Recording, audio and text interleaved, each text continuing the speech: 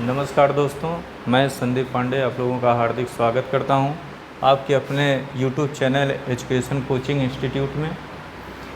देखिए, मैं special NTPC का बैच आप लोगों के लिए लेकर आया हूं जो कि बिल्कुल निःशुल्क है।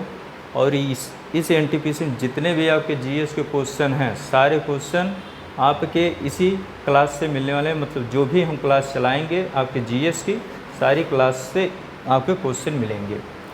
आज हम स्टार्ट कर रहे हैं आपका स्पेशल जो है संविधान। सबसे पहले स्टार्ट करेंगे संविधान। आपको उस संविधान में संविधान का निर्माण कैसे हुआ, संविधान का पूर्ण व्याख्या हम आपको करेंगे।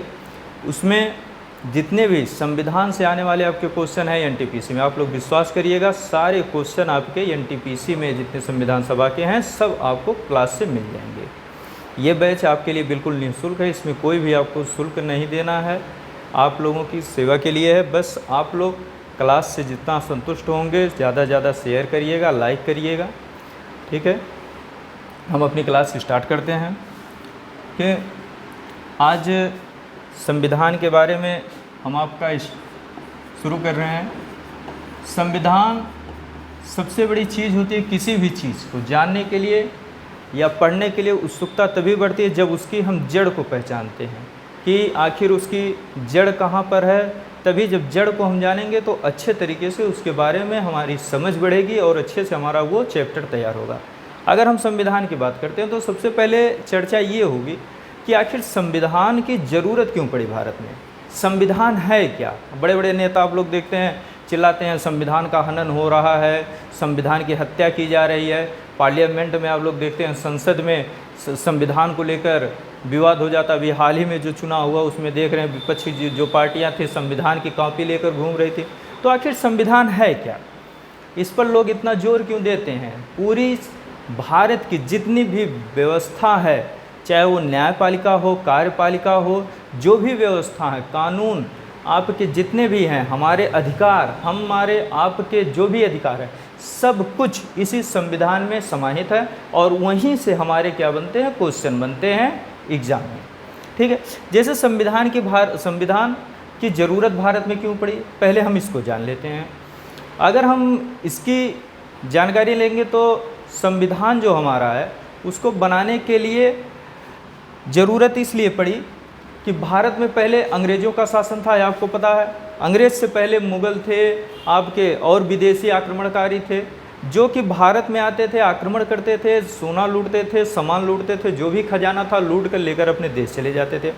लेकिन जब भारत में व्यापार के उद्देश्य से आता है ईस्ट इंडिया कंपनी, मतलब अंग्रेज़ों की एक कंपनी रहती है, वो आके सन 1600 ईस्वी में भारत में स्थापित होते हैं।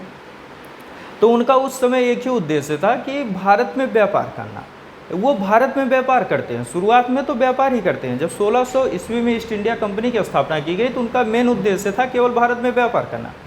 लेकिन धीरे धीरे वो देखते हैं कि भारत में जितने भी, अगर हम भारत की बात करेंगे तो जैसे ये भारत का हमारा नक्शा है, ठीक है। अगर हम भारत की बात करेंगे तो यहाँ पर भारत का पहले ये पाकिस्तान, ये भारत जो है ये इस समय वर्तमान में नक्शा था, लेकिन पहले अगर हम बात करेंगे तो पहले जो भारत का नक्शा था वो आपका ऐसे था, ये पाकिस्तान जो बाद में कट जाता है, ठीक है, ये आपका कट जाता है। और यहाँ पर जो है ये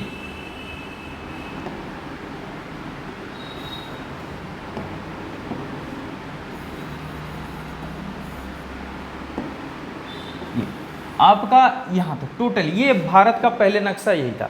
लेकिन बाद में भारत विभाजित होता है, यहाँ पर ये आपका बन जाता है पश्चिमी पाकिस्तान, ठीक है, ये आपका बन जाता है पश्चिमी पाकिस्तान, और ये आपका बनता है पूर्वी पाकिस्तान। जब भारत का विभाजन होता है उस समय पूर्वी पाकिस्तान, और वर्तमान में जब हम स्थिति देख रहे हैं तो भारत का ऐसे नक्शा आपका बना हुआ है। ये अगर वर्तमान में देखेंगे, जब भारत का विभाजन हुआ उस समय पूर्वी पाकिस्तान था, लेकिन जब भारत का विभाजन हो जाता है उसके बाद फिर यहाँ के जो लोग थे वो स्वतंत्रता के लिए लड़ते हैं, जैसे हम लोग लड़े थे। ये आपका वर्तमान की स्थिति जो है बांग्लादेश की स्थिति है, यहाँ पर वर्तमान में बांग्लादेश हो गया। ये जो पूर्वी पाकिस्तान है ये वर्तमान में बांग्लादेश है, और ये आपका पाकिस्तान तो है ही वर्तमान में, ठीक है। अब देखिए क्या होता है, जब ईस्ट इंडिया कंपनी भारत में स्थापित होती है तो ये देखते हैं कि भारत में जितने भी राजा थे, जो अंग्रेज थे, भारत में देखते हैं जितने भी राजा थे, सब में क्या था, आपसी मतभेद था, आपसी मतभेद था। अब अगर पहले व्यापार का जो माध्यम था वो आपका था जहाज़ों के माध्यम से व्यापार होता था, यहाँ से आए थे आपका, उसके बाद ये व्यापार करते थे। अब यहाँ से अगर कोई सामान खरीदे, वर्तमान में जो हमारा उत्तर प्रदेश है, मान लीजिए उत्तर प्रदेश, बिहार, पहले सब संयुक्त प्रांत के नाम से जाने जाते थे, ठीक है। तो यहाँ से अगर ये कोई सामान लिए तो यहाँ से इस अपने जहाज़ तक लाने के लिए जितने राजा मिलते थे सबको अंग्रेज़ों को टैक्स देना पड़ता था, अंग्रेज सबको टैक्स देते थे। और इन राजाओं में आपसी मतभेद था, तो अंग्रेज़ों के दिमाग में एक बात आई, क्यों ना ऐसा किया जाए कि इन राजाओं को आपस में लड़ाया जाए और इनका जो विस्तृत क्षेत्र है, जगह जगह बटे हैं, इन सबको समाप्त किया जाए। तो अंग्रेज़ों ने एक नीति अपनाई कि फूट डालो राज्य करो, और उसी के नीति के तहत ये एक राजा का साथ देते थे दूसरे के खिलाफ, ठीक है, और इसको इससे लड़ाते थे। फिर जब ये पराजित हो जाता था तो ये पूरा क्षेत्र हो गया। ऐसे धीरे धीरे करते ये पूरे भारत को विजित कर लेते हैं, मतलब जीत लेते हैं।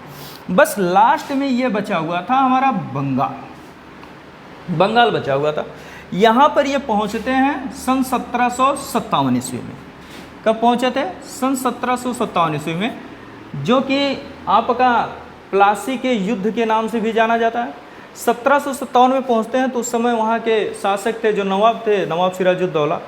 वहाँ पर क्या होता है, प्लासी के मैदान में अंग्रेज़ों और नवाबों के बीच जो है सिराजुद्दौला के बीच युद्ध होता है, और वहाँ पर आपके जो सिराजुद्दौला थे वो क्या होते हैं, पराजित होते हैं। जब सिराजुद्दौला पराजित हो जाते हैं तो यहाँ से भारत का ये भी क्षेत्र अंग्रेज़ों के कब्जे में आ जाता है। और जब अंग्रेज़ों कब्जे में ले लिए भारत, इसको आपका जो है इस क्षेत्र को कब्जे में ले लेते हैं। कब्जे में लेने के बाद अब पूर्ण रूप से भारत पर अधिकार किसका हो गया, अंग्रेज़ों का हो गया। अब जब भारत का अंग्रेज़ों इसका अधिकार हो गया, अगर आपसे यहाँ से क्वेश्चन पूछता है कि भारत जो है पूर्णतः गुलामी की जंजीरों में कब बंधा था, तो वो कब बंधा था, सन 1757 ईस्वी में। उस समय अंग्रेज़ों की सहायता किया था नवाब सिराजुद्दौला का सेनापति था मीर कासिम, और मीर कासिम को अंग्रेज़ क्या करते हैं, नवाब बना देते हैं। यही उसको लालच देकर जो है अपने तरफ किए थे अंग्रेज़। फिर बाद में जब देखते हैं कि मीर कासिम अपने मन की करने की सोच रहा है, तो अंग्रेज के द्वारा एक युद्ध और लड़ा जाता है, 1764 का युद्ध, जिसे क्या कहते हैं, बक्सर का युद्ध, ठीक है, 1764। और यहाँ पर अंग्रेज़ों ने पराजित कर दिया मीर कासिम को, और वहाँ से पूर्ण रूप से अब आप काबिज हो गए, आपके जो है अंग्रेज का काबिज हो जाते हैं। लेकिन यहाँ से आपका ये क्वेश्चन जो बनता है कि भारत पूर्णतः गुलामी की जंजीरों में कब बंधा, तो आप 1764 मत करिएगा, बल्कि वो कौन सा युद्ध था, 1757 का प्लासी का युद्ध, ठीक है। उसके बाद भारत में धीरे धीरे क्रांति की भावना बढ़ती है, लोगों के मन में असंतोष अंग्रेज़ों के प्रति जागृत होता है।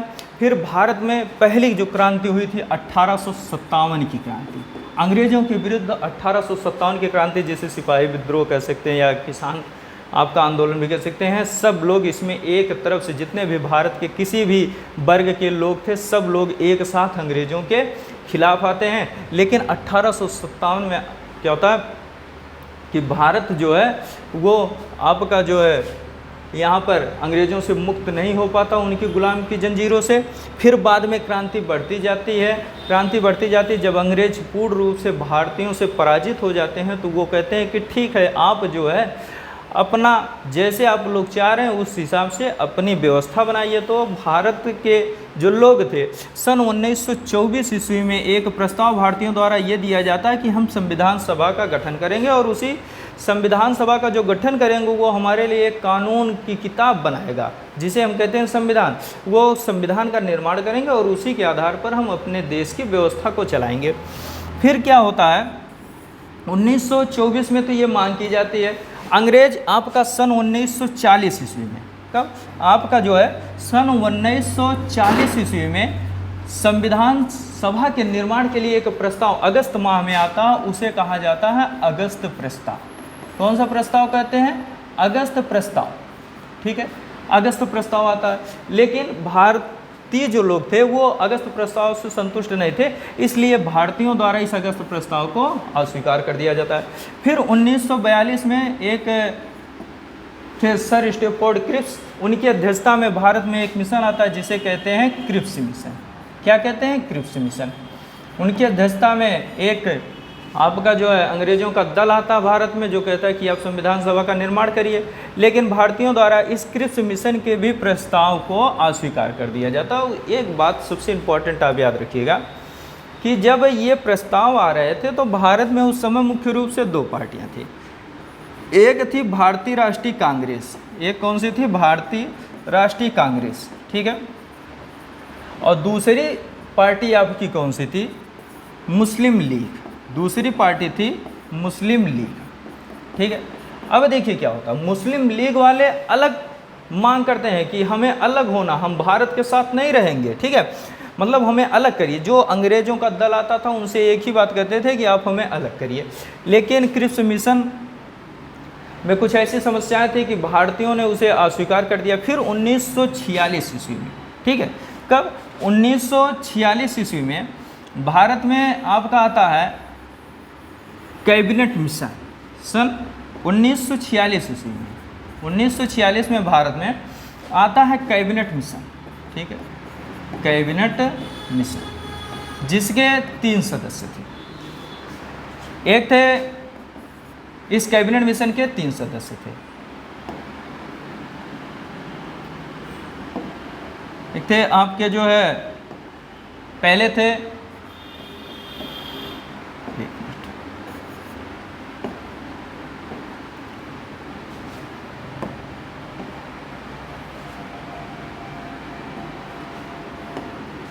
पहले थे Sir Stafford Cripps, Sir Stafford Cripps, दूसरे थे A V Alexander, A V Alexander, Alexander, और तीसरा था व्यक्ति इसमें Lord Pethick Lawrence, Lord Pethick Lawrence. ये मुख्य रूप से 3 सदस्य थे कैबिनेट मिशन के, Sir Stafford Cripps, A V Alexander, Lord Pethick Lawrence. इसको स्पेशल रूप से आप लोग याद रखिएगा क्योंकि ज़्यादातर पूछे जाते हैं कैबिनेट मिशन के कितने सदस्य थे, ठीक है। तो 3 सदस्य थे, Sir Stafford Cripps, A V Alexander और लॉर्ड पैथिक लॉरेंस। और ये कैबिनेट मिशन जो भारत में आया था, ये लगभग आपका अगस्त माह में आया था। कब आया था? अगस्त माह में, ठीक है। इस कैबिनेट मिशन कहता है कि ठीक है, आप लोग जैसे चाहें उस तरह से आप लोग संविधान का निर्माण करिए, हमें कोई भी आपत्ति नहीं, आप जितने सदस्य अपना रखने चाहें या जो भी आपकी व्यवस्थाएं हैं पूर्ण रूप से आप बंधन मुक्त हैं, आप जिस तरह से करना चाहें उस तरह करें। तब तक बात क्या आता है मुस्लिम लीग, वो कहता है कि हम अलग रहेंगे, हम भारत के साथ नहीं रहेंगे। तो तुरंत कैबिनेट मिशन वाले कहते हैं हटो यहाँ से, कुछ नहीं, अगर तुम्हें रहना तो भारत के साथ रहो और नहीं तो चुपचाप जाके अपना बैठो या संविधान सभा में जो गठन करने जा रहे हो उसमें सहयोग करो और उनके साथ सम्मिलित हो जाओ, वरना जाके चुपचाप बैठो जहाँ पर हो, ठीक है। तो अब क्या करें मुस्लिम लीग वाले? एक सहारा थे वही जो है अंग्रेज़, लेकिन वहाँ पे भी वो लोग हटा दिए जाते हैं। जब वहाँ से भगा दिए गए तो उन लोगों के विचार में आया कि चलो ठीक है, अच्छा हम साथ ही में लग लेते हैं, फिर आगे जो होगा देखा जाएगा। लेकिन उनके दिमाग में बस एक ही बात चल रही थी कि हमें भारत में नहीं रहना, हमें भारत का विभाजन करवाना, भारत का बंटवारा करवाना है। अब कैबिनेट मिशन भारत आ गया, इसने सारी छूट दे दी।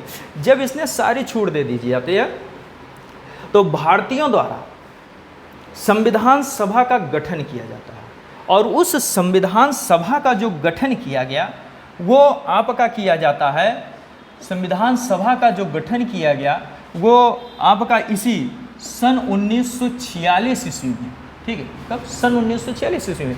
और वो महीना कौन सा था?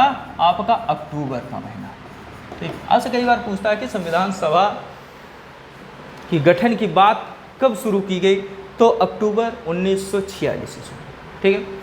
फिर आपकी कहानी चलती आगे, संविधान सभा के गठन की बात की जाती है कि मतलब संविधान सभा का मतलब कि जो सदस्य होंगे संविधान को बनाने के लिए वो कितने सदस्य होंगे, कितने लोग सम्मिलित होंगे, कहाँ कहाँ से होंगे, कैसे, तो उन्हीं लोगों का जो समूह था उसी को क्या कहा गया? संविधान सभा कहा गया, ठीक है। संविधान सभा के लिए सबसे इम्पॉर्टेंट बात जो थी वो ये थी कि सदस्य संख्या जो निर्धारित की जाती है संविधान सभा के लिए, वो आपकी निर्धारित की जाती है जो है 389। अब बात ये आती है कि सबसे इंपॉर्टेंट बात तो ये आई कि संविधान सभा के लिए अगर सदस्य संख्या निर्धारित करनी थी तो 389 क्यों की गई? 400 की जा सकती थी, 500 की जा सकती थी, 200 की जा सकती थी, 150 की जा सकती, कुछ भी की जा सकती थी।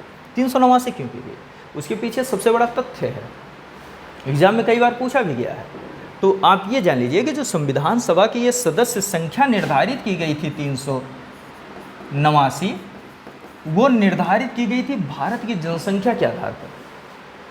ये व्यवस्था की जाती है कि जो 10 लाख जनसंख्या, मतलब 10 लाख जनसंख्या पर एक सदस्य चुना जाएगा, ठीक है। मतलब 10 लाख जनसंख्या का एक प्रतिनिधित्व, आपका एक सदस्य प्रतिनिधित्व करेगा। जैसे हम लोग देखते हैं, अभी आप वर्तमान में देख लीजिए जो व्यवस्था है भारत में। अभी हम देखेंगे, जैसे हम आजमगढ़ ज़िले से बिलोंग करते हैं, तो हमारे आजमगढ़ में जो है आपकी लोकसभा की जो सीटें हैं वो 2 सीटें हैं। और अगर हम अम्बेडकर नगर की बात करेंगे, जो हमारा पड़ोसी ज़िला है, वहाँ पर अगर हम देखेंगे तो जो है लोकसभा की सिर्फ 1 सीट है। क्यों? आजमगढ़ की जनसंख्या लोकसभा की जनसंख्या से अधिक है, इसलिए आपकी जो है जनसंख्या अधिक होने के कारण यहाँ पर 2 सीटें हैं। इलाहाबाद आप चले जाएंगे, वहाँ पर सबसे अधिक आपके लोकसभा के सदस्य चुने जाते हैं।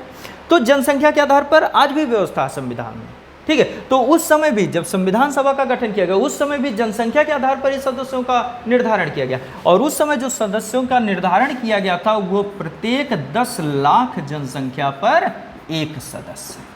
मतलब इस हिसाब से देखा जाए आपका, तो उस समय भारत की जनसंख्या लगभग आपकी कितनी थी? 40 करोड़ के आसपास थी, ठीक है। इसलिए प्रत्येक 10 लाख जनसंख्या पर एक सदस्य का चुनाव या निर्धारण किया जाता है, ठीक है। और उस आधार पर ये जो सदस्य संख्या बनी थी वो कितनी? 389। अब समझ में आया कि आखिर ये 389 सदस्य संख्या क्यों ले गई, ठीक है।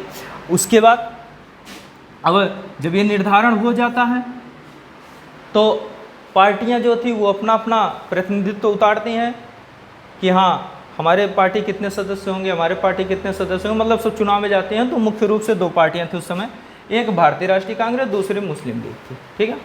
अब शेष जानकारी इसके आगे, बस ये आज हम आपको केवल एक प्रकार से समझ लीजिए डेमो, ठीक है, डेमो दे रहे थे। कल से आपकी जो क्लास है दोपहर 12 बजे से लाइव क्लास हम आएंगे, ठीक है। आप लोग ज़्यादा से ज़्यादा संख्या में जुड़ने का प्रयास करिए। ज़्यादा से ज़्यादा संख्या में जुड़ेंगे आप, हमें भी बल मिलेगा, और जब हमें बल मिलेगा तो हम और उत्साह से आप लोगों को पढ़ाएंगे, और ज़्यादा से ज़्यादा आपका क्या होगा? फ़ायदा होगा। यहाँ पर कोई भी पैसा आपको नहीं देना है, बिल्कुल निःशुल्क। और आप विश्वास रखिएगा, जितने भी क्लासें आपकी चलेंगे जीएस की, एनटीपीसी के लिए मैं चला रहा हूँ, एग्ज़ाम होने के बाद या एग्ज़ाम आप देकर आएंगे तो उन सारे क्वेश्चन जो भी आपके एग्ज़ाम में आए हैं, अगर मैं संविधान यहाँ पर आपको पढ़ा दिया और आप हमारे सारे संविधान के क्वेश्चन यहाँ से, मतलब जितने भी मैं लेक्चर में संविधान के पढ़ाया हूँ, अगर आप उस सारे क्लास को देखे हैं तो आपको निश्चित है कि आपके संविधान से अगर जो 2 क्वेश्चन, 3 क्वेश्चन, 4 क्वेश्चन या 1 क्वेश्चन जो भी आए, वो तो आपका एग्जामिनर के ऊपर निर्धारित है कितना वो क्वेश्चन देगा, ठीक है। वो आपके क्वेश्चन 100% मिलेंगे, ठीक है। आप क्लास हमारी रिकॉर्डेड रहेगी, आप देख लेंगे उठाकर बाद में, तब भी आपको समझ में आ जाएगा, ठीक है। तो हम यही उम्मीद करते हैं आपसे कि ज़्यादा से ज़्यादा वीडियो को आप शेयर करेंगे कल, और 12 बजे अधिक से अधिक संख्या में आप जुड़ने का प्रयास करिएगा। और अधिक से अधिक संख्या में जब आप जुड़ेंगे तो हमें भी उत्साह मिलेगा, ठीक है। कल आपकी जो क्लास चलेगी वो आपकी चलेगी 12 बजे से, ठीक है। 12 बजे दोपहर में आपकी जो है वो आपकी क्लास कल लाइव चलेगी, ठीक है। तो ज़्यादा से ज़्यादा संख्या में जुड़ने का प्रयास करिएगा।